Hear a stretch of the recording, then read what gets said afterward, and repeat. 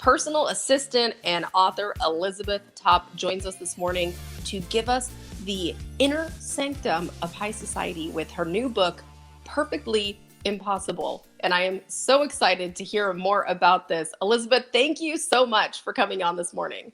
Thanks so much for having me. I'm so happy to be here. So what inspired you to write the book?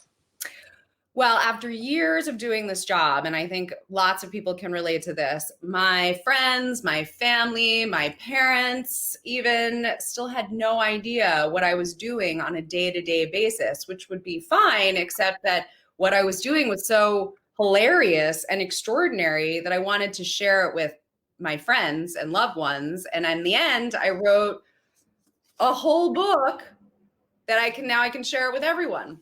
I am so excited for this. Okay, so give us a synopsis, because really you're also given a synopsis about what it's like to be a personal assistant. I'm imagining day by day, it is literally anything and everything you could possibly think of. So what can we expect to read? Exactly. So the thing that I love about the job is that you never know on a day-to-day basis what is going to happen, what problems are you going to have to solve, who are you going to need to enlist to help you with them, and what will you need to learn. So in the book, my protagonist, Anna, who's a struggling artist, has to tackle a plumbing disaster in the venue of a planned luncheon. And that sort of snafu, particularly around plumbing, is something that we deal with all the time. You are a plethora of knowledge, I'm sure. How many people have you worked for, would you say? About half dozen at least.